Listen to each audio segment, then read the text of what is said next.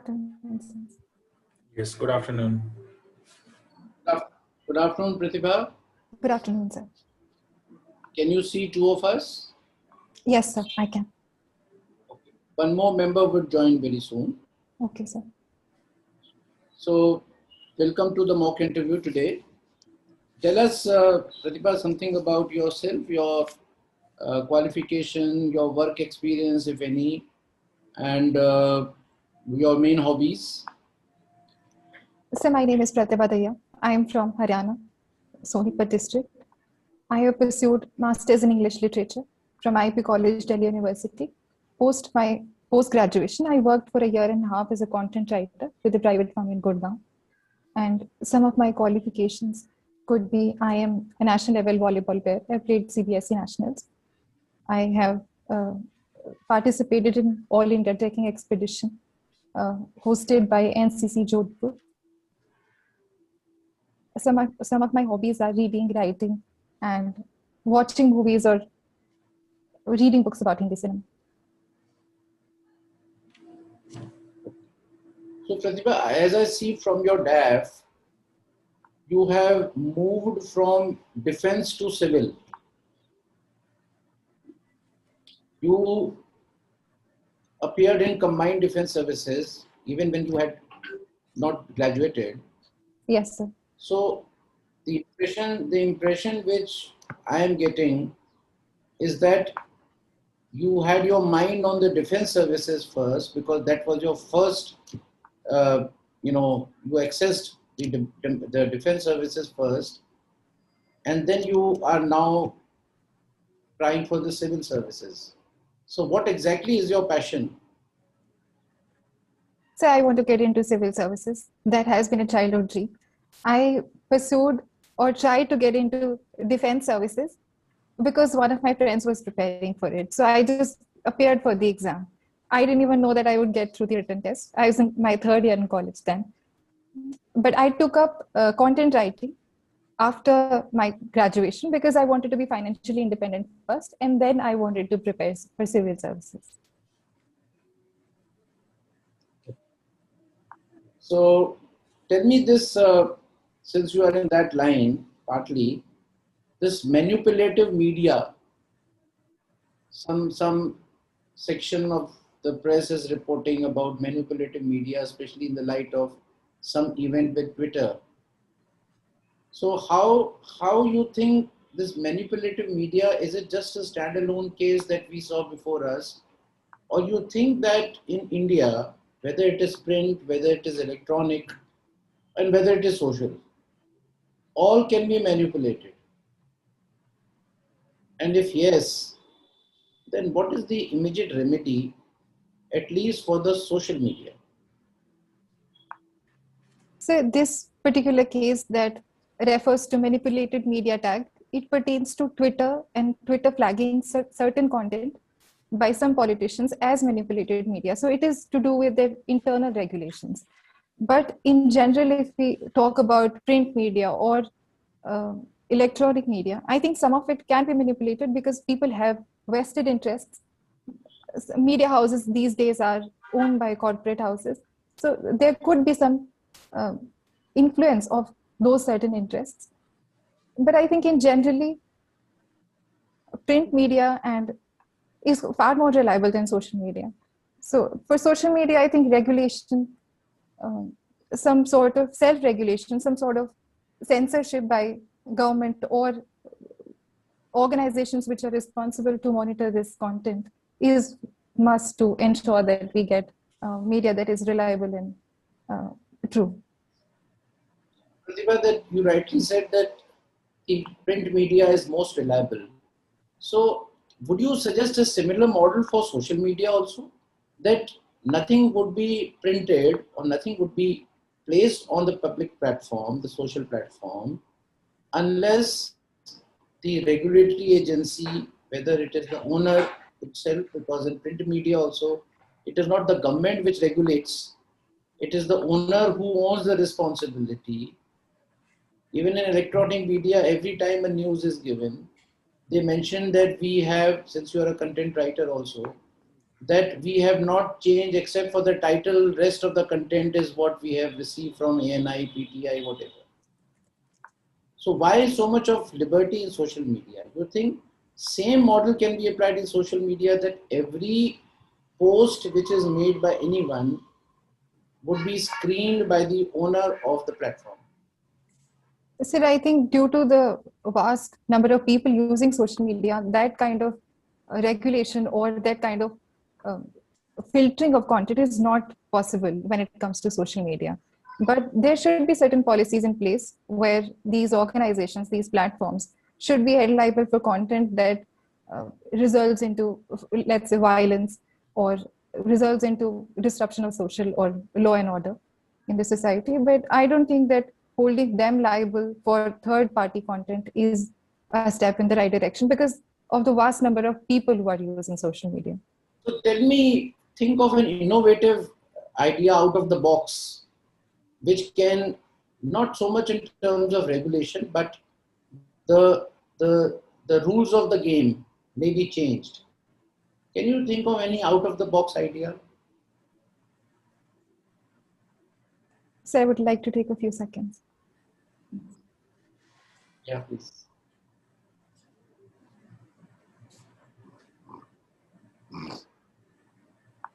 Sir, I think people need to be held liable. We have some algorithms can be worked out. For example, certain kind of contents that can be flagged by these platforms if detected by their algorithms, content that involves hate speech or content that uses certain words. So that can be done. But I think besides that, besides use of smart technology, I think the only solution is holding people liable, the third parties who are using these, who are putting out this kind of content which results into certain problems. So tell me, as you have mentioned, suppose if people are held liable, then, even at the judiciary level or even otherwise, the media says that we are curbing the media, we are curbing the. Now, it is basically curbing the freedom of the people, right? So, what liberty have the Indian citizens earned or got from the Constitution, which allows them to do all what they like on the social media? Or you think in the Constitution, in the provisions, there are certain checks and balances, and the right message is not reaching to the people, that it is not a total freedom? So Article 19 of the Constitution promises freedom of speech and expression, but that also includes certain reasonable restrictions, which I think could be one of the reasons, one of the things that people are not really aware of, and hence they are putting out all sorts of content on social media. Okay, I suppose I give an out of the box idea and you react to it. Suppose this social media is totally wiped away and banned totally, would it lead to a more peaceful nation and more happier people? No, sir, I don't think so. Banning these social media platforms is, in my opinion, not the right solution because it allows people to express themselves. It allows people to connect and to be more aware of what's going on around in the world. So regulation, some kind of regulation by these platforms, by government, that is important to rein in people who are using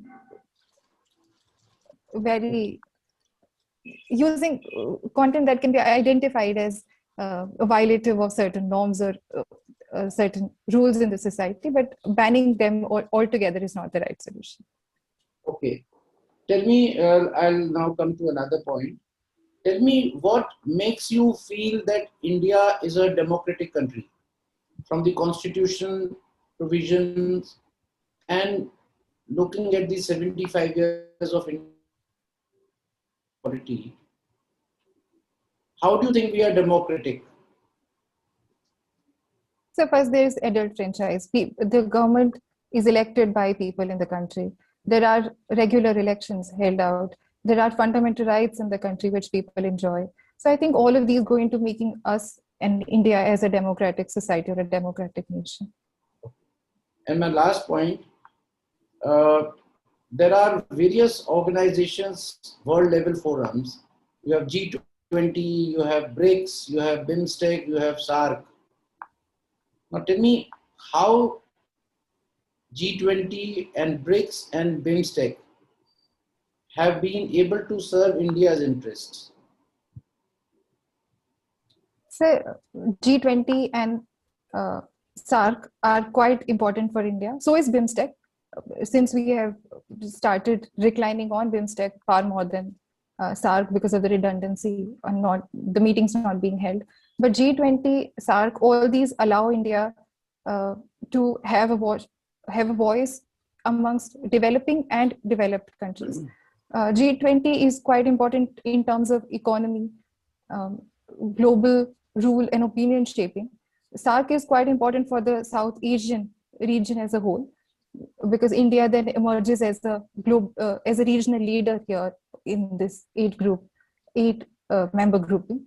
BIMSTEC is also quite important because it involves Myanmar and Thailand, which are quite important for our East and Look East policy.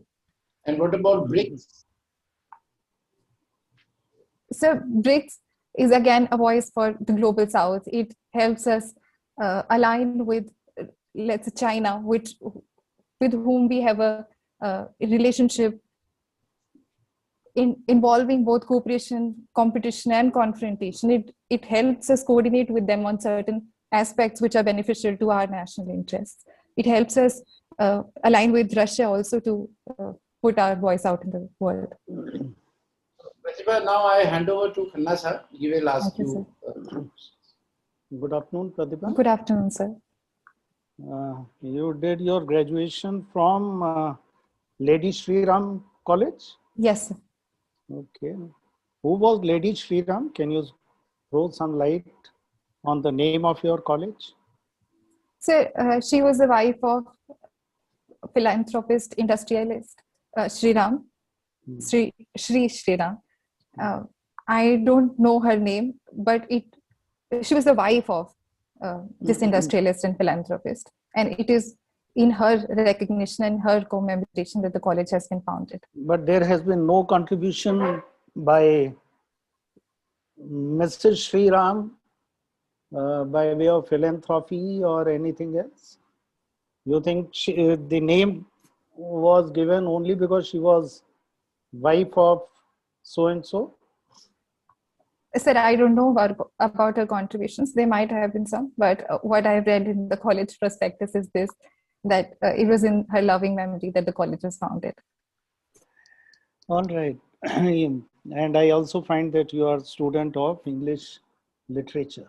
Yes, sir. In the times of social media networking and platforms like Twitter and WhatsApp and Facebook, where either there is a limitation on number of words, or people use slangs, or people use shortcuts, the language is getting very badly distorted. The present day generation, I find, is more tuned to using short forms, and perhaps they are drifting away from literature. What have you got to say on this trend, on the future of English literature, especially the social media platform? Do you think it is taking away the beauty of language somehow, somewhere? So there could be both the aspects. In some ways, it retracts a certain bit from the beauty of literature, because the abbreviations that we use, we try to, the modern millennial lingo that has crept up into our language, I think that affects literature to a certain point. But at the same time, I think that social media has given literature a lot more and number of varied platforms to flourish.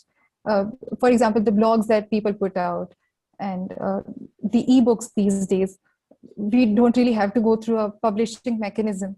People can just put out their content that they want to share with the people via these social media platforms. So I think in that manner, it is a good thing. And Twitter also, when there is a limit on the words, the characters that one can use on Twitter, I think it gives a person far more a certain method to be innovative. So I think there are both aspects to it. In fact, I was wondering that earlier the literature and the beauty of reading the book in your hand versus the present day e-book format or audio book format, has it not taken away the love for literature? Means you are listening to book rather than feeling the book.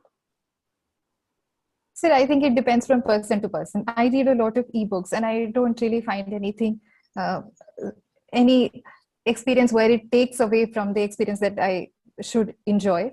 I think it's as fulfilling and as enjoyable as reading a hard copy. But yes, some people find hard copies far more interesting because they can store these stories and they can keep these books with them.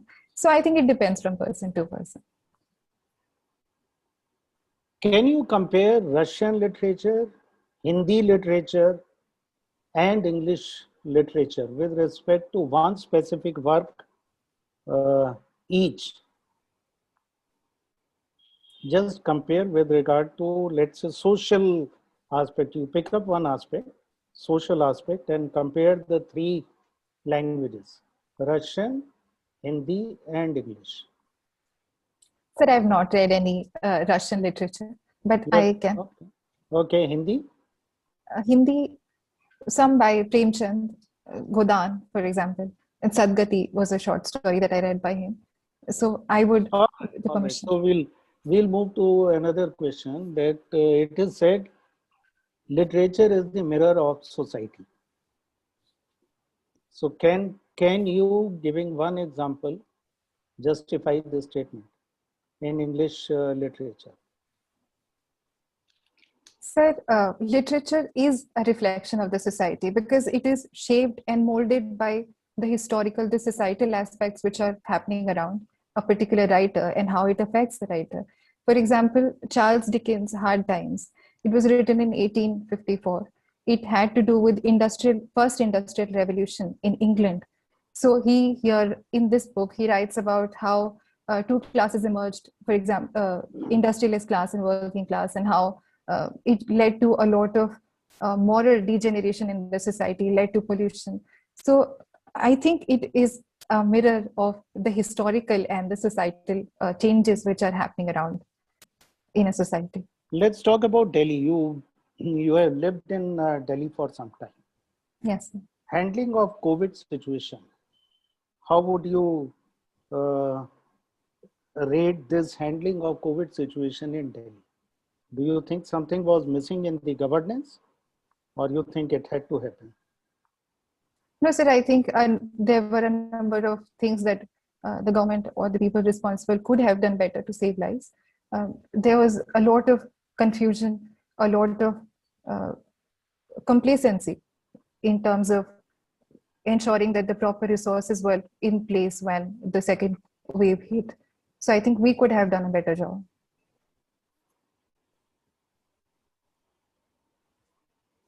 Representation of women in STEM is going down.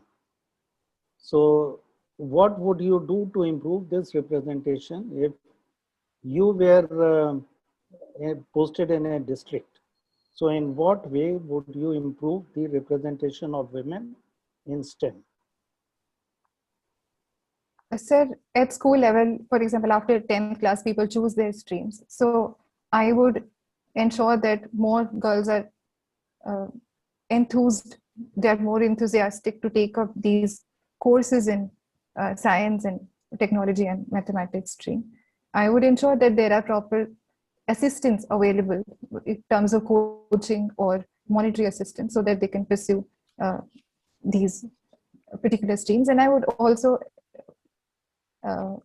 ensure that they have the adequate knowledge available about the career opportunities that they can have further in the future. Do you think COVID has brought about greater inequality, especially gender inequality? And number two is that on one side, growing inequality, and on other side, growth is also coming to either standstill or it is negative. So how would you assess this situation for India in coming times? When can India come out of these two issues? So I think that COVID has exacerbated some inequalities, whether that is gender inequality or income inequality. Gender inequality has been increased due to women losing more jobs, women being confined into homes, and uh, being at the receiving end of domestic violence in a number of cases. So I think that has happened. Income inequality has also increased, as we saw during the migrant crisis, and a number of surveys by Central for Monitoring Indian Economy has showed that how informal economy has borne the brunt of the pandemic far more than people at the higher ranks. A number of surveys and reports and indices, for example, by IMF and World Bank, they point out that if these waves, for example, the second wave and the ensuing third wave, if these can be curtailed, these can be contained and managed properly, we will be able to bounce back, as has been seen in some sectors during the recent times also. For example, the GST collections in April were a record high. So I think we can, economically, we can come out of it if these waves are managed properly. Okay, last question before I pass on to my friend. Me Too movement has caught up world over. But recently some court judgment in regard to Tejpal's case. Do you think it will affect the Me Too movement adversely? What is your personal opinion on Me Too movement and the judgment which has been delivered in case of Tarun Tejpal?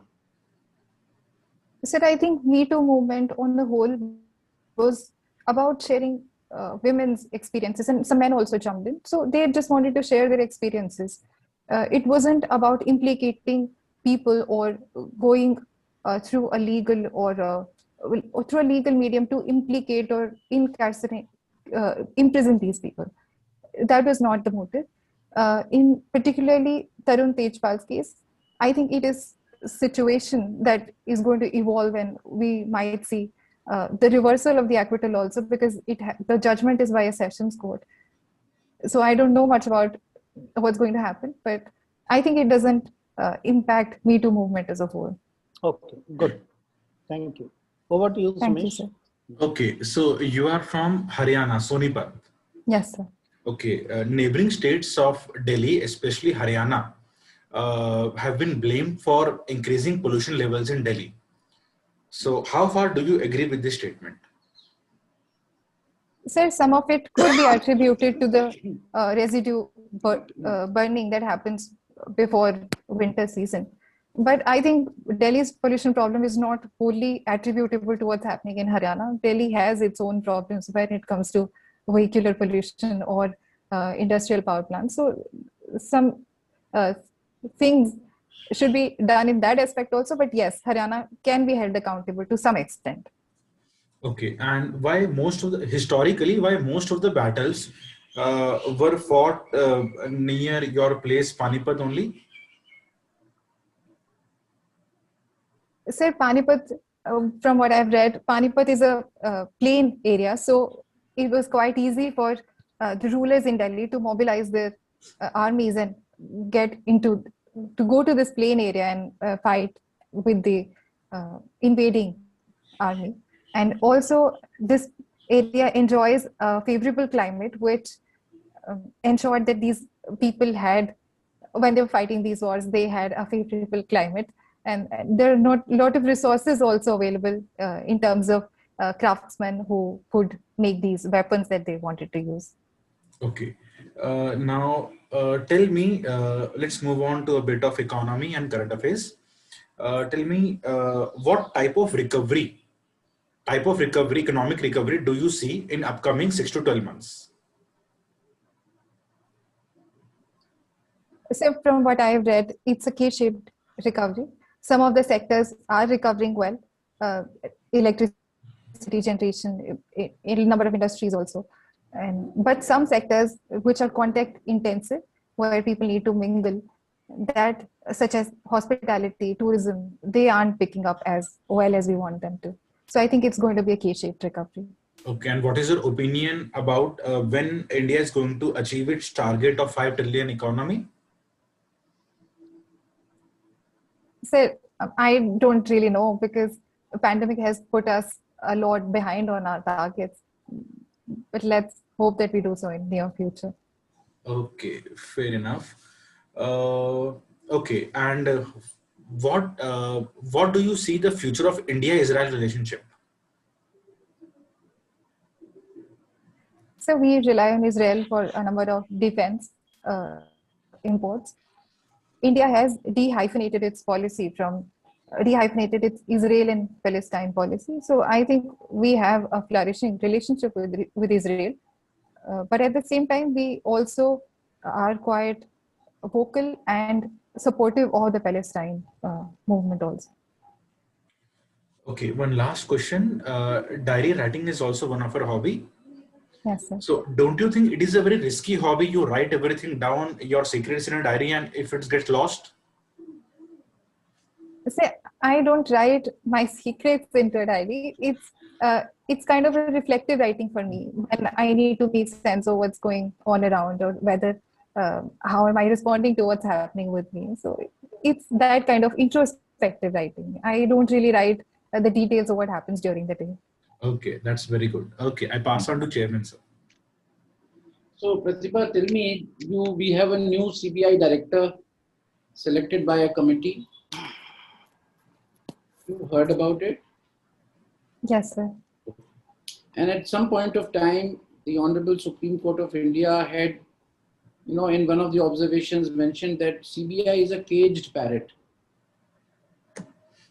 So what did they mean by cage, using these words, caged parrot, for CBI? So I believe it was in reference to how these central organizations can be used by the government to perform certain acts which are amenable to the government of the day. Mm-hmm. So there is a lot of, warning signs and advisories. You may have also heard from your colleagues and your friends and your relations that there is a lot of political interference in, civil services, and civil servants have to face such situations very often. Now, how much do you think this perception is correct? And if it is correct, if you become a civil servant, how would you deal with these kinds of political interferences? So in my limited understanding, all that I've read about it, I think there is a politicization of bureaucracy, where transfers or postings of civil servants are, they become a means of punishing or incentivizing, rewarding certain people, certain civil servants. So I think that is a persistent problem with our bureaucratic structure. If I become a civil servant, I'll adhere to all the rules which are in place. I will stand my ground assertively, and I'll not flout any rules and regulations which are properly there, and I should adhere to. Good. That's very nice. So Pratibha, I have, and every one of us has asked quite a few questions. Any subject, any topic which we may have missed out, and you would want us to ask at least one question from such subject or topic? So I think on a whole, it was a very good interview, but I think sports was one area that I was expecting a question from. So you said you have played volleyball. Yes, sir. So volleyball has also been my passion when I was, young. But incidentally, the way cricket has not just flourished, but it has become a, addiction. Football also, they say the same thing. volleyball is not seen to be, not in terms of representing in Olympics or getting medals. I'm not saying from that angle, but in terms of the, the new generation playing volleyball, which is such a, except you find some photographs on the beaches, that to Yes. pass time they play some crude kind of volleyball, just to, as an entertainment. So why volleyball, such a beautiful game, yet it has not propagated and it has not been adopted and accepted by a younger generation? Still, I think cricket, for example, enjoys a bias, a historical bias, where it has been a kind of colonial legacy and we have picked it up from Britishers. So it is one sport that I think overshadows a lot of other Indian or other sports. For example, volleyball. Particularly for volleyball, I think in terms of incentives that could have been there, the awareness that should be there, infrastructure facilities for players which should be there. I think we don't do as well in volleyball in those aspects, which is why a lot of people don't really incline towards these other sports other than cricket. So thank you, Pratibha. Pratibha, now you have seen the range of questions and how you think you have fared. This is your first mock and going to be first UPSC interview? So this is not my first mock, but it is my first UPSC interview. Okay, okay. So how you think you have fared in your mock as per your own thinking? Still, I think I can be more precise, more specific, and sometimes I tend to repeat a lot of things that I say. Precise, specific, and somewhere I think knowing little more about current affairs. Yes, sir. All right. Yes, sir. And it goes without saying that name of your college. If I ask you what is the background of your college, so it is for his wife, but you should know what who was his wife and Yes, little. During my interview, I was asked this question. I was from Hansraj College, and first question was that why is the name Hansraj? What is the significance of Hansraj? So to make you more comfortable, such like questions are asked, and you should not found wanting on these questions. Yes, sir. So that is first observation. Second observation is you were able to reply very smoothly in good number of questions, but one area I felt little sad when I asked you to compare. You see, Yes, as sir. a student of English literature, you cannot say you do not know, or I had not asked you whether you have read the literature. My question was, can you compare Russian, Hindi, and English literature on the platform of social aspects? All right. Yes, sir. So simple thing is the reach. Number one is Yes, sir. reach. Is Hindi literature has got as big a reach as English literature? Number two is the relevance. Number Yes, sir. three, Russian literature itself is also very popular, but not maybe as much as. So I think your very straightforward reply that you don't know, coming from a Yes, sir. student of English literature, you should generally know. You can definitely say you Yes, sir. have not read maybe these aspects, but general aspects of why English literature, why did you take English literature and not any other language? It is Yes, sir. because Yes, sir. it you know about it, you have read so much, you are interested in it. So that one question I was not happy. Yes, sir. Then on impact of social networking sites on language and literature. it is going to affect literature in a big way. You read more about it, you will find while reading habit among some are picking up, writing habit and the writers find it very difficult to get publishers. Today, a writer has to get his book published on his own. So there are very few literary works that are coming if you do the comparison. So Yes. somewhere, uh, in fact, it is the revenge of technology, as they say, that in every aspect, something is happening. So think about as a literary student that will the technology impact literature in coming times? Yes, sir. And make your reply more logical. What Yes, sir. you say can be your view, and I have no counters on that. But it was not appearing convincing to me. Yes, sir. That is the reason. Me Too, I liked your one aspect that Me Too is not only for one gender, it is a common Me Too movement. Yes. Because there have been both the genders coming, and your reply was absolutely fine. So overall, I think you are doing good and you have tremendous potential to improve further. Thank you, sir. I'll work on it.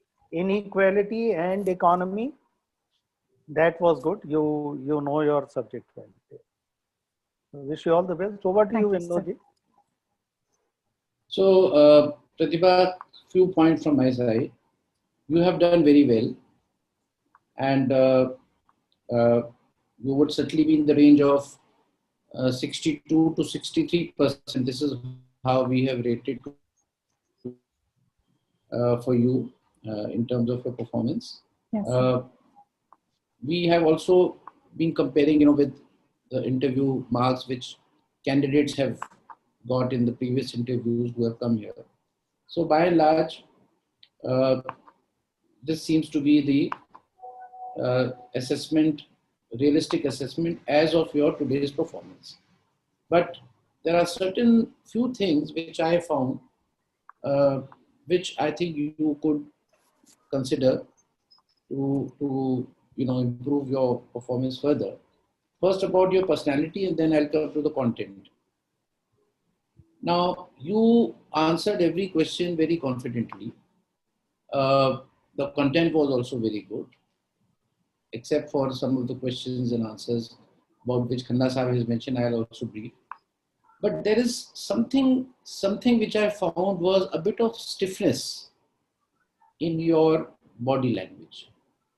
Little bit of stiffness. Very correct. Very correct.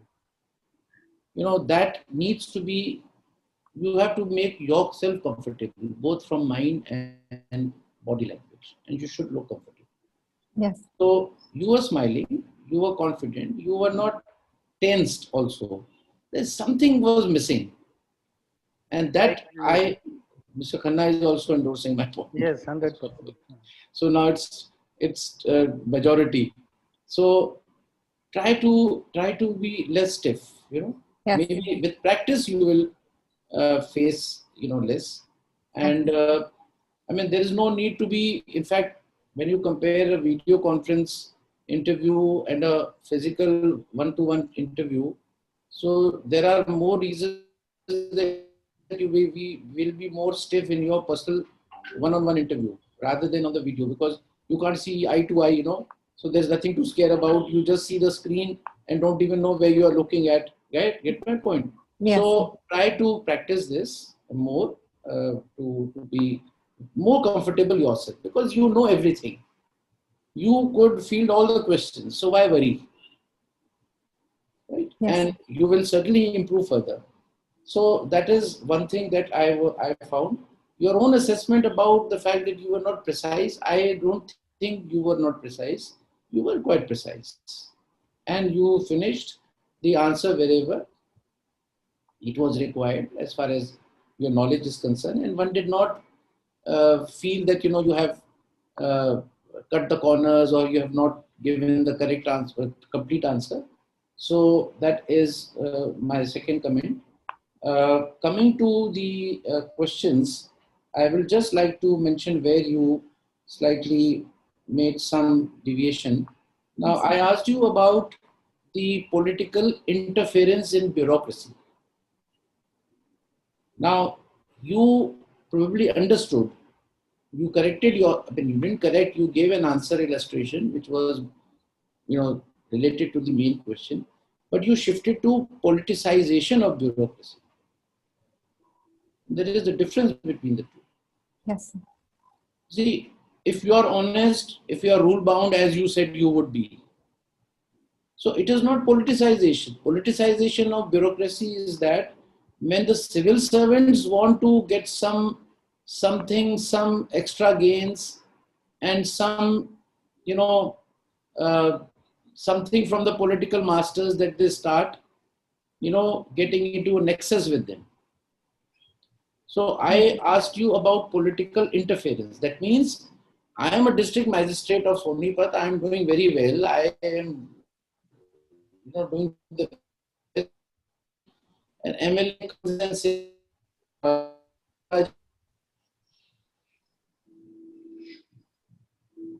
so this is I meant by political interference. Are you getting my point? Yes, sir.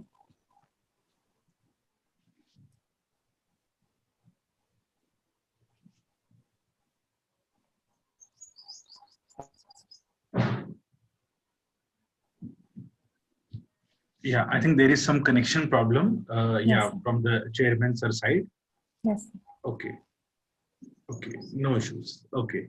So, yeah, I think, sir is back.